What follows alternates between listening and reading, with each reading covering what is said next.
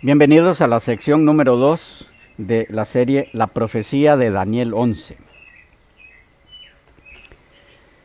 De la controversia entre Miguel y Cambises, del capítulo 10, Gabriel lleva a Daniel a través del futuro profético hasta el tiempo cuando Miguel, que es Cristo, aparecerá en escena por última vez cuando el plan de la salvación se aproxime a su final y Miguel lleve a su pueblo finalmente a su casa.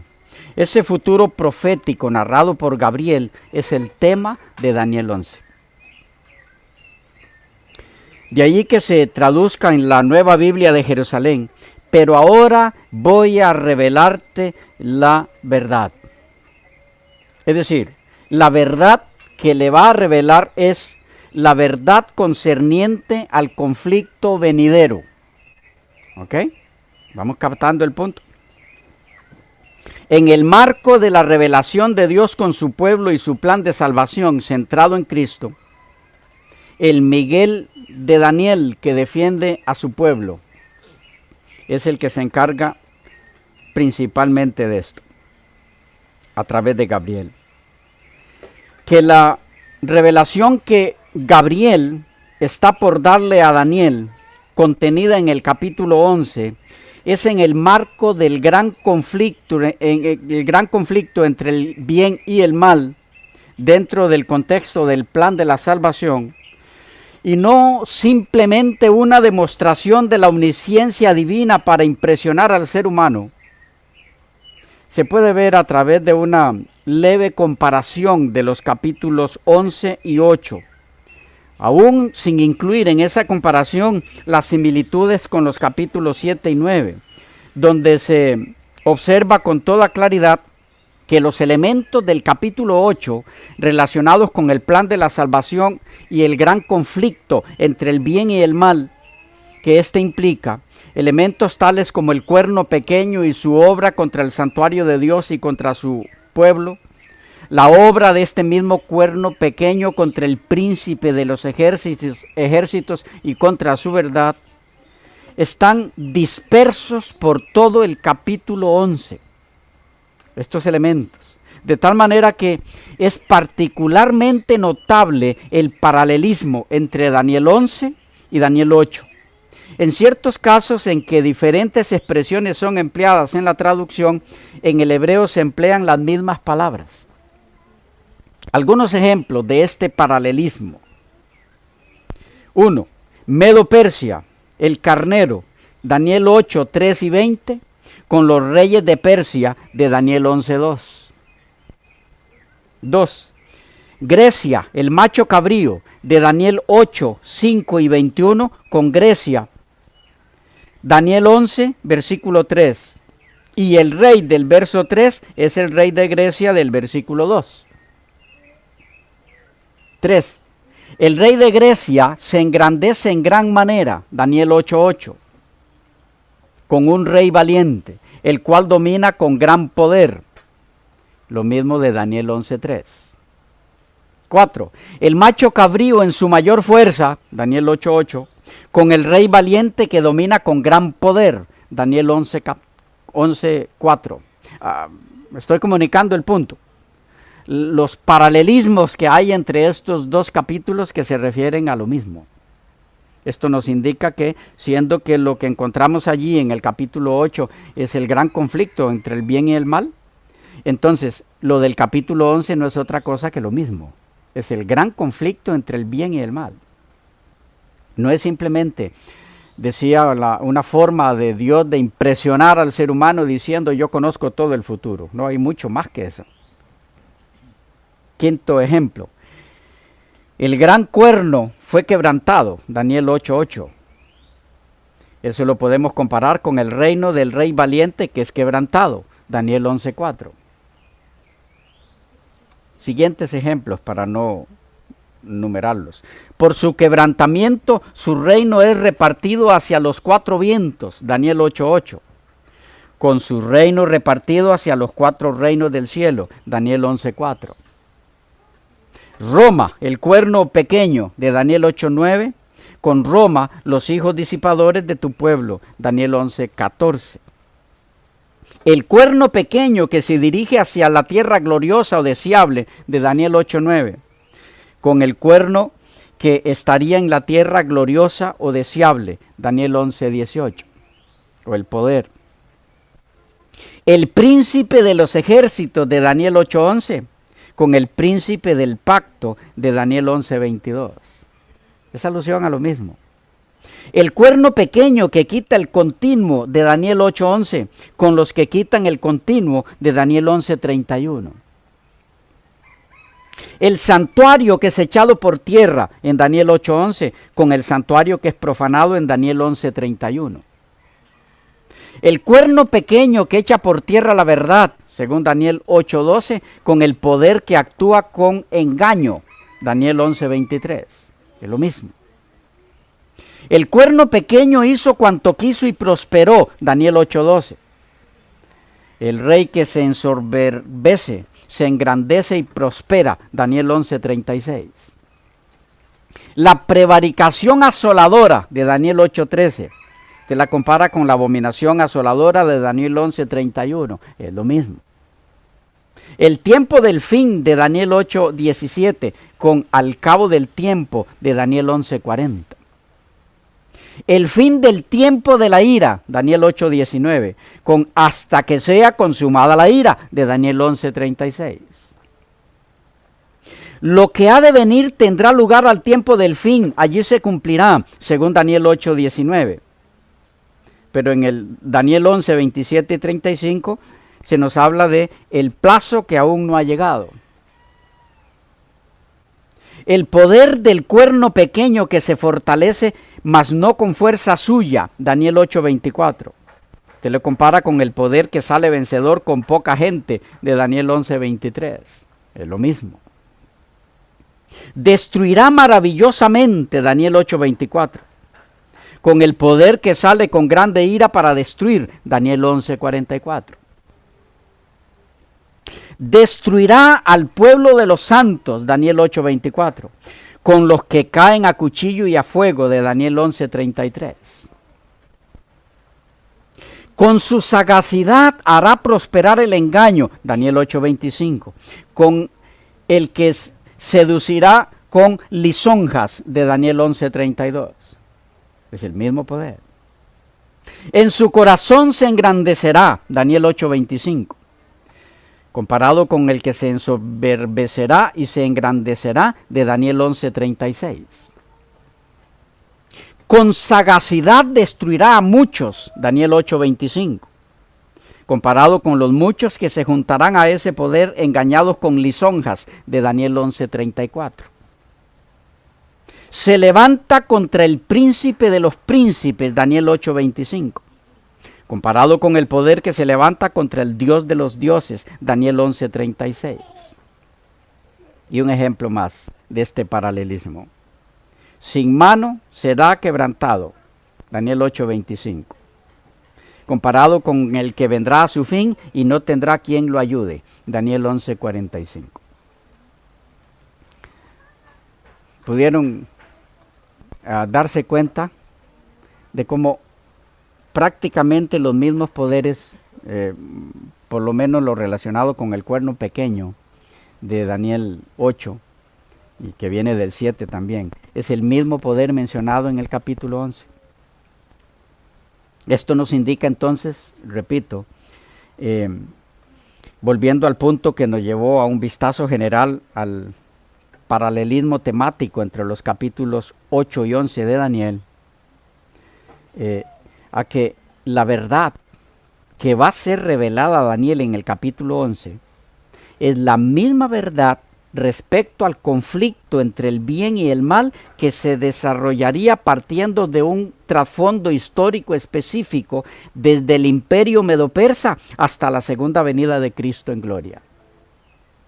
El desarrollo del plan de la salvación, que es precisamente el centro del gran conflicto, es la verdad que es revelada a Daniel y que ha quedado registrada en el capítulo 11 de su libro.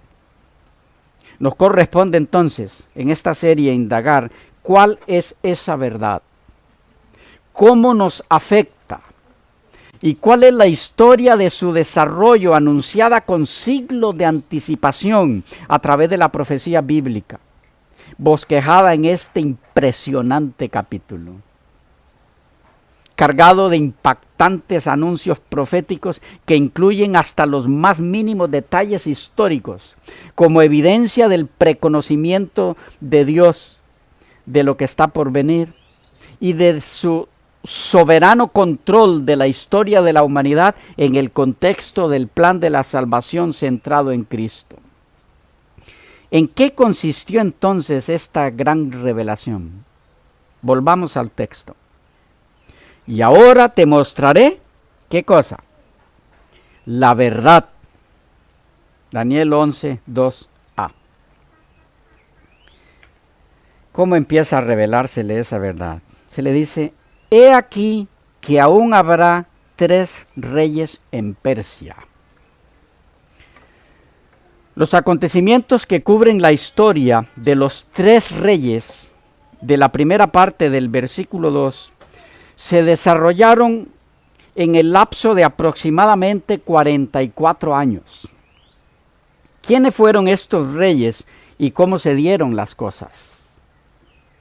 Los 3 reyes fueron Cambises II, del 530 al 522 a.C. El segundo, el falso Esmerdis, también conocido como Gaumata o Bardilla, en el 522 a.C. Y el tercero, Darío I el Grande, del 522 al 486 a.C. ¿Cómo sucedieron las cosas? Algo de historia que nos ubicará un poco en el escenario de los hechos de estos gobernantes. Tan previsor como de costumbre, Ciro, antes de morir, había nombrado al mayor de sus hijos, Cambises, príncipe de la corona, y al más joven, Bardilla, gobernador de Bactriana, que era la provincia oriental más extensa del imperio, así como la de mayor importancia. De esa forma, en los planes de Ciro, Cambises se sentaría en el trono de los persas, mientras que Bardilla sería su lugarteniente y nadie más podría alisquear siquiera el poder. Bardilla no solo también era hijo de Ciro el Grande, sino que poseía todas las cualidades que los persas más admiraban en un rey. Su destreza con el arco, arma de elección de los persas, era una destreza legendaria. Que Bardilla hubiese mantenido su soberanía en medio de las arduas acciones militares llevadas a cabo en Oriente durante casi una década era prueba suficiente de sus dotes como jefe militar. Bardilla, al contar con un poder que por sí solo resultaba amenazante, había intentado exigir mayores privilegios a su hermano Cambises, pero aquello habría significado exponerse a la más franca furia del nuevo rey. Tácita o no,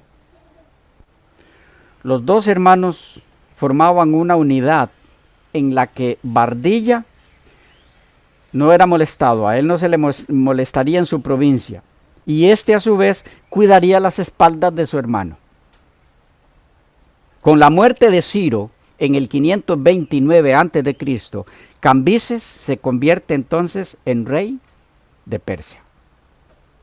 Después de la muerte de Ciro, su hijo Cambises, continuando la obra de su padre, conquistó a Egipto. Entonces, cuando las posesiones persas, como un enorme arco, abarcaban la parte oriental en la cuenca del Mediterráneo, la creación de una fuerte flota marítima llegó a ser cosa de primera necesidad. Cambises tomó enérgicas medidas para fortalecer la flota fenicia.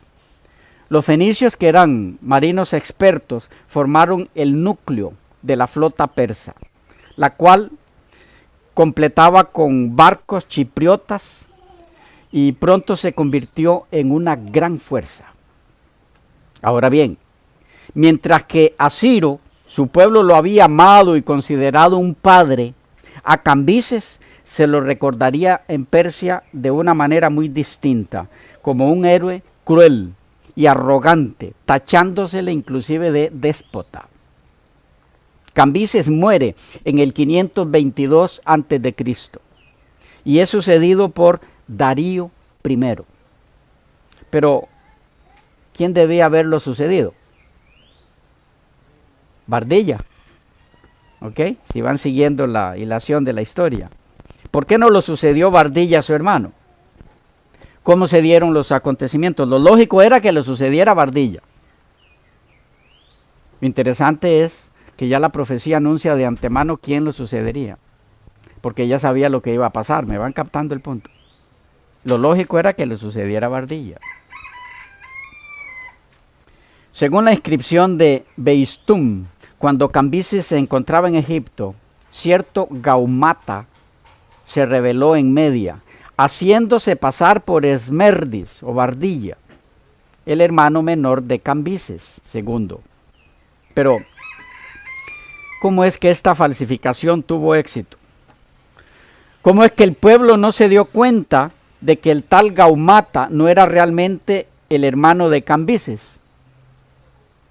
Sucede que cuando Cambises II, antes de partir en campaña contra Egipto, ordenó matar a su hermano Bardilla o Esmerdis secretamente, temiendo que pudiera intentar una rebelión durante su ausencia, su muerte no fue conocida por el pueblo, por lo que en la primavera del 523 a.C., este usurpador se autoproclamó rey de Persia en las montañas cercanas a la ciudad de Pisiyamda.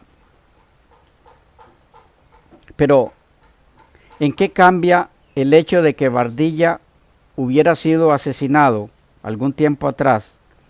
El que este usurpador no haya sido identificado como falso por el pueblo.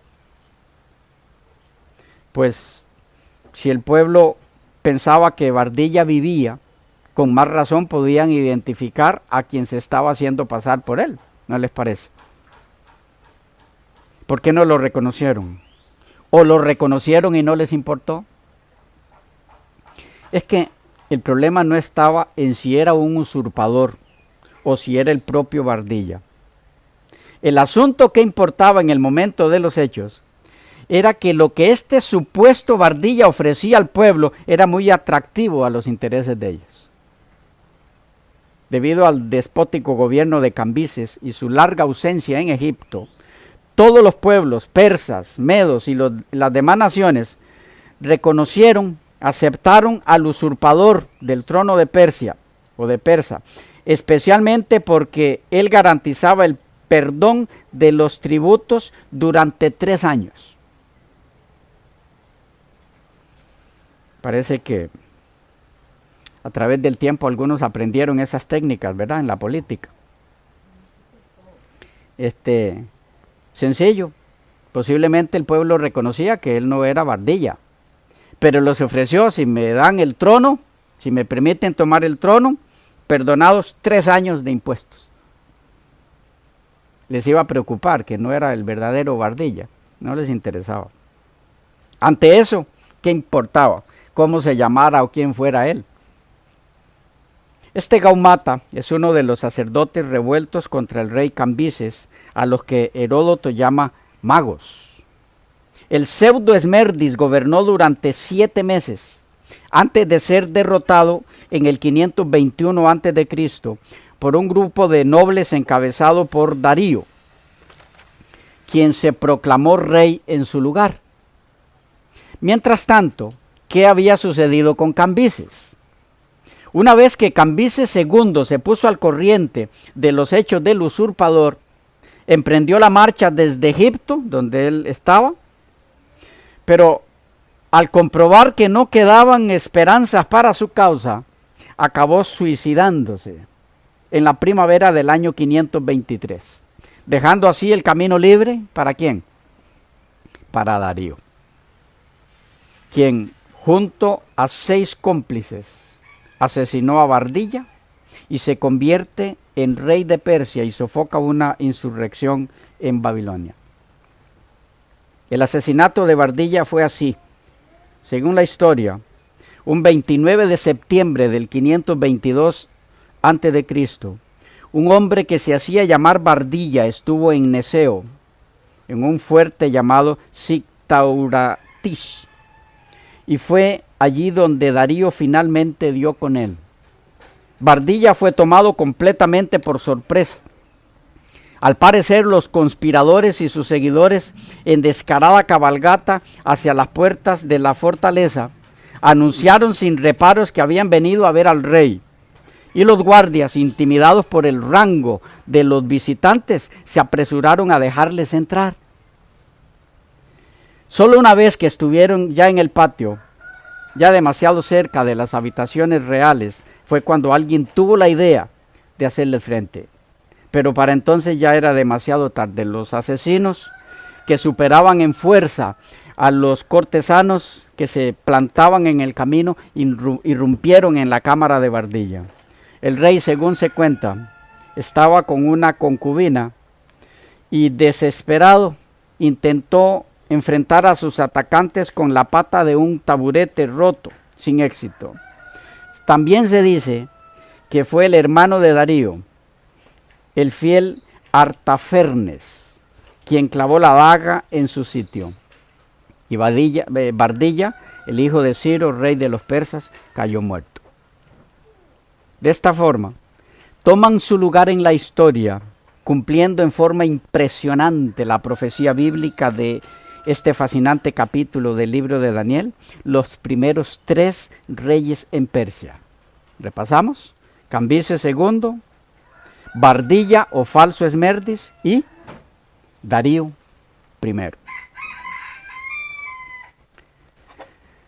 Pero el texto bíblico continúa diciendo, ¿se nos fue el tiempo? ¿Ok? Pasamos a la próxima sección en la siguiente ocasión.